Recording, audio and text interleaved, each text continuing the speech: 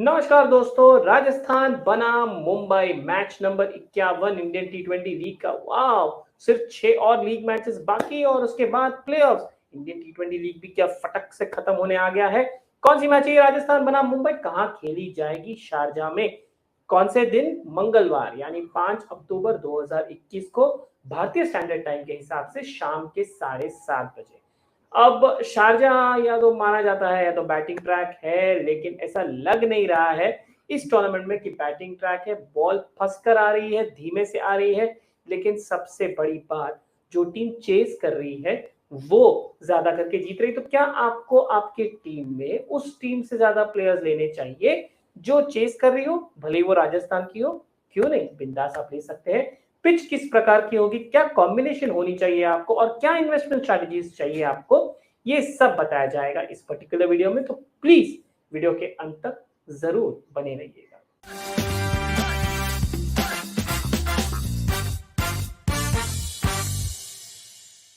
चलिए, राजस्थान बना मुंबई। अगर आप देखें तो शनिवार जो था वो डे ऑफ सरप्राइजेस था।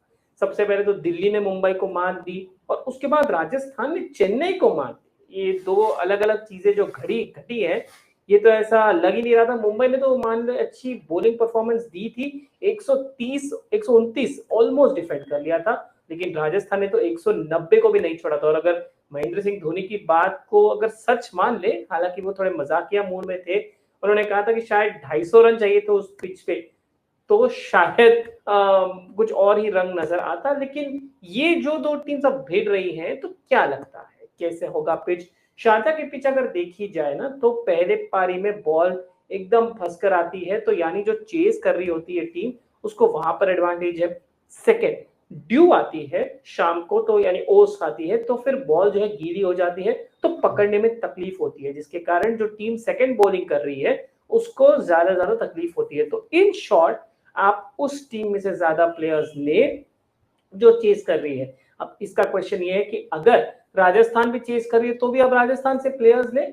जिस तरह की अब उन्होंने टीम कॉम्बिनेशन दिखलाई थी पिछले मैच में चेन्नई के विरुद्ध, मेरे हिसाब से वो चल सकता है वो कॉम्बिनेशन, क्योंकि आपके पास जिस तरह के प्लेयर्स है, यशस्वी जायसवाल, एविन लुइस, संजू सैमसन, शिवम दुबे तो आ ही गए हैं, ग्लेन फिलिप्स, डेविड मिलर, ये सब जो प्लेयर्स है, ये आपको यानी ये अच्छे टाइमर्स ऑफ द बॉल है, तो ये आपको ज्यादा से ज्यादा फैंटेसी पॉइंट्स दे सकते हैं। इस तरह की इन्वेस्टमेंट स्ट्रैटेजी होनी चाहिए।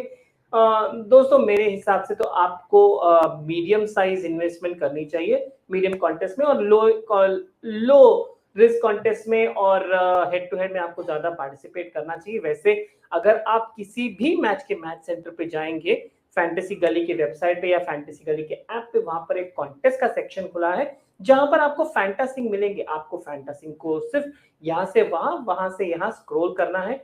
बदलते रंग के साथ आपको बदलते कॉन्टेस्ट नजर आएंगे और अप्रोक्सीमेट कमाई भी दर्शाई जाएगी, और आपको ये भी बताया जाएगा कि उस कॉन्टेस्ट में जो आप पार्टिसिपेट कर रहे हैं, आप कितने प्रतिशत यूजर्स को हरा सकते हैं।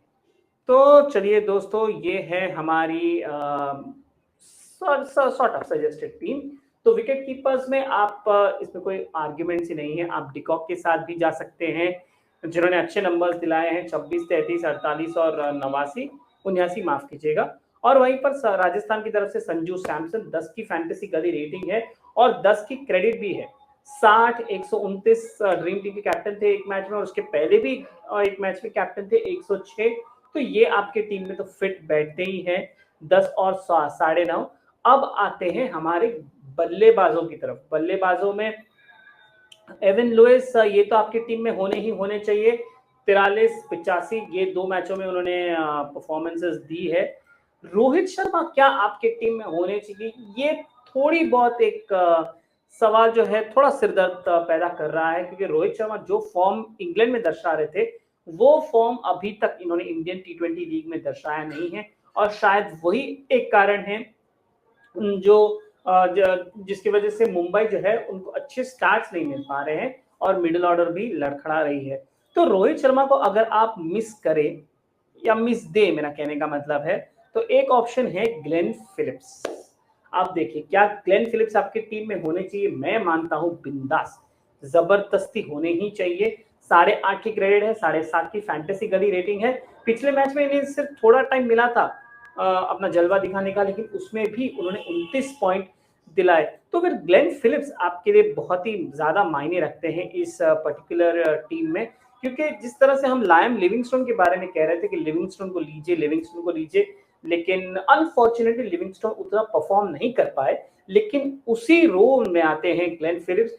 वो भी द 100 में खेले थे इंग्लैंड के डोमेस्टिक लीग में, फिर उसके बाद सीपीएल भी गए, Caribbean Premier League West Indies में, और अब यहाँ पर आए हैं। इन्हें आप लाइटली मत लीजिएगा। मैं तो कहूं अगर आप ग्रैंड लीग में पार्टिसिपेट कर रहे हैं तो ग्लेन फिलिप्स आपके डिफरेंशिएटर प्लेयर बन सकते हैं। तो बिंदास आप ग्लेन फिलिप्स को अपनी टीम में ले सकते हैं। दूसरा नाम है यशस्वी जायसवाल।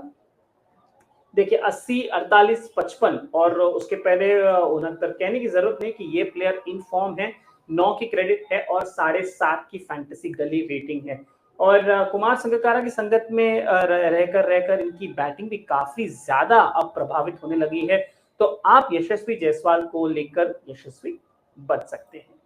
तो भाई ये थी हमारे विकेट कीपर और बैटिंग के ऑप्शंस। अब आते हैं हमारे ऑलराउंडर के ऑप्शंस। सबसे पहला नाम जिन्होंने उस दिन हलचल मचा दी थी वो है शिवम दुबे। अब भाई सवाल यही है, क्या दुबे को लेकर हम डूब तो नहीं जाएंगे ना? सवाल तो अच्छा है, लेकिन ये थोड़े बहुत भरोसे के प्लेयर हैं। हाँ, उन्होंने जो 100 पॉइंट दिए थे लास्ट मैच में, ड्रीम टीम के वाइस कैप्टन थे, उतने पॉइंट्स शायद ना दे, क्योंकि उन्हें उतनी गेंदबाजी नहीं मिलती, और बल्लेबाजी ये जरूरी नहीं है कि नंबर 4 पर हमेशा करे। लेकिन ये देखिए, ये मुंबई के प्लेयर हैं और ये मुंबई T20 में इन्होंने एक मैच में 2018 में एक ओवर में 5 छक्के जड़े थे, 30 रन मारे थे इन्होंने। तो इन्हें मुंबई प्लेयर्स के बारे में मालूम रहेगा, मुंबई प्लेयर्स को भी इनके बारे में मालूम रहेगा। तो थोड़ी अच्छी जुगलबंदी रहेगी यहाँ पर। लेकिन वैसे इनके ग्राफ्स काफी अच्छे हैं।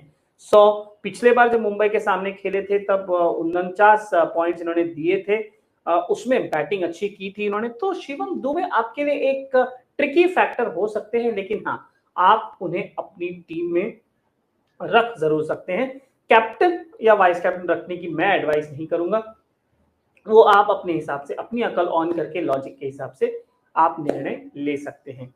दूसरे ऑप्शन है कायरन पोलार्ड और क्रिस मॉरिस। मेरे हिसाब से क्रिस मॉरिस को तो ये सीजन एक मिस ही कर देना चाहिए फैंटेसी के हिसाब से, क्योंकि उन्होंने उतनी परफॉर्मेंस अच्छी दी नहीं है। कायरन पोलार्ड, हाँ, अब मुंबई उस स्टेज पर पहुंच चुकी है जहां पर उनके पास कोई ऑप्शन नहीं है, जीतना ही जीतने हैं मैचेस। तो ऐसे टाइम पर कायरन पोलार्ड और हार्दिक पांड्या जैसे प्लेयर्स स्टेप अप करते हैं। उन्होंने पिछले मैच में, पिछले सीरीज में माफ कीजिएगा, ऐसे ही किया था, उसके पहले भी ऐसे ही किया था। तो मुंबई का उनकी तरफ से ये होप रहेगा कि वो स्टेप अप करे और आप अपनी फैंटेसी टीम के हिसाब से उन्हें अपनी टीम में जरूर रख सकते हैं। वैसे पोलार्ड का बल्ला इतना चला नहीं है, लेकिन पॉइंट्स इतने खराब भी नहीं है। पंजाब के पास 7 अगर देखें तो 80 पॉइंट दिए थे उन्होंने, ड्रीम टीम के कैप्टन थे। उसके 2 मैच पहले 31 और 30, तो थोड़े बहुत कंसिस्टेंट रहे हैं। तो आप कायरन पोलार्ड पर भरोसा कर सकते हैं। गेंदबाजों की तरफ बढ़ते हैं। सबसे पहला नाम आएगा जसप्रीत बुमराह। 30, 72, 89, 97, 55, कुछ और कहने की आवश्यकता है नहीं। इन्हें आप अपनी टीम में आंख बंद करके ले सकते हैं, कोई प्रॉब्लम नहीं है। 9.5 की क्रेडिट है और 9.6 की फैंटेसी गली रेटिंग है। वहीं दूसरे ऑप्शन बन सकते हैं ट्रेंट बोल्ट।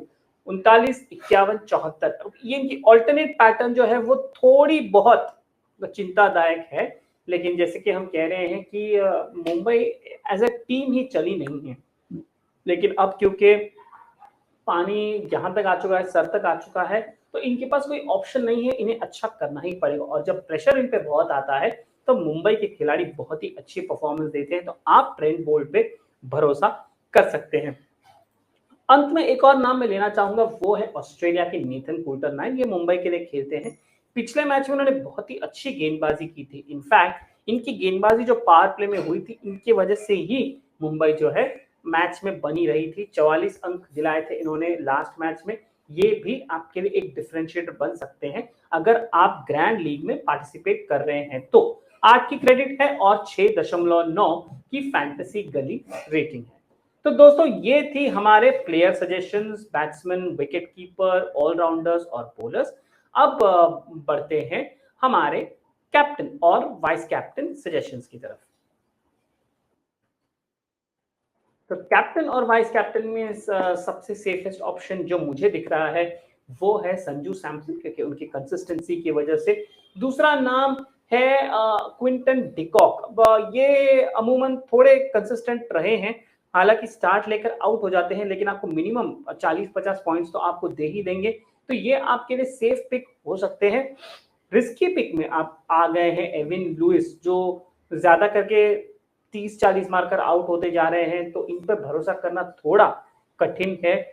जसप्रीत बुमराह और कायरन पोलार्ड ये भी थोड़े बहुत रिस्की पिक्स ही होंगे कैप्टेंसी के हिसाब से। अगर आप रिस्क लेना चाहें तो सूर्य कुमार यादव पर भरोसा जरूर दिखा सकते हैं। अगर मैं प्लेयर्स के रीजन में जाऊं और सूर्य कुमार यादव पे आपको फोकस करके दिखाऊं कि उनकी ग्राफ किस तरह से चल रही है, तो आपको ये जानने में, ये समझने में ज्यादा टाइम नहीं लगेगा कि इनका ग्राफ ज्यादा चला नहीं है, बल्ला ज्यादा चला नहीं है। पिछले मैच में 47 अंक दिलाए थे इन्होंने, लेकिन वो जो कहते हैं ना, एक अच्छे खिलाड़ी को सिर्फ एक पारी की जरूरत है अपने लय में वापस आने के लिए। तो सूर्य कुमार यादव आपके लिए भरपूर पॉइंट्स लेके आ सकते हैं, तो आप इन पर भरोसा करके इन्हें एज अ डिफरेंशिएटर भी रख सकते हैं आपके ग्रैंड लीग में, इन्हें कैप्टन भी बना सकते हैं। तो चलिए दोस्तों, ये थी हमारी प्लेयर सजेशंस, फिर उसके बाद कैप्टन वाइस कैप्टन सजेशंस। आप प्लीज अपनी अकल ऑन करके अपनी टीम जरूर सोच समझ के बनाइएगा, क्योंकि अगर आप टॉस के बाद आते हैं तो आपको 10 ऑप्शंस मिलते हैं टीम्स बनाने के। ग्रैंड लीग में low risk, medium risk, high risk वगैरह वगैरह। और अगर आपने अभी तक फैंटेसी गली का ऐप डाउनलोड नहीं किया है, प्लीज गूगल प्ले स्टोर पे जाइए, वहां से फैंटेसी गली का ऐप डाउनलोड कीजिए, और नहीं तो नीचे डिस्क्रिप्शन में लिंक दिया गया है, प्लीज उस लिंक पे क्लिक कीजिए और अपनी सहायता जरूर कर लीजिएगा। आप हमारा वीडियो देख रहे हैं, thank you very much. Please हमारे वीडियोस को जरूर देखते रहिएगा, उन्हें लाइक कीजिएगा, उन्हें शेयर भी कीजिएगा, और हमारे यूट्यूब चैनल को जरूर सब्सक्राइब कीजिए। वहां पर एक बेल आइकन भी है, प्लीज उस पर क्लिक कीजिए, ताकि जैसे ही नया वीडियो बने आपको तुरंत नोटिफिकेशन मिल जाए। अगर आपने फैंटेसी गली का ऐप डाउनलोड कर लिया है, तो जैसे ही हमारे स्कोरर्स जो है मैच का प्लेइंग 11 डाल देते हैं, तो आपको 22 प्लेयर्स में से चूज करने की ऑप्शन मिल जाएगी, और एक नोटिफिकेशन आ जाएगा कि फाइनल टीम्स अपडेटेड। अगर आप टॉस के पहले आते हो तो आपको टीम बनानी पड़ेगी 44 से 40 प्लेयर्स में से, जिनमें से जो शायद 11 के 11 ना भी खेल रहे हो। तो ये सब फायदा होता है अगर आप फैंटेसी गली की साइट या वेब पे या ऐप पे आ जाते हो, तो प्लीज ये सब चीजों का आप लुत्फ उठाइए। अपना ख्याल जरूर रखेगा। मैं कार्तिक अय्यर अपने पूरे फैंटेसी गली टीम की ओर से आपसे विदा लेता हूं। उम्मीद करता हूं कि आप जब इस मैच के लिए अपनी फैंटेसी टीम बनाएं तो आपको भरपूर मजा आए और आपको बहुत ज्यादा अंक बटोरने मिले। नमस्कार।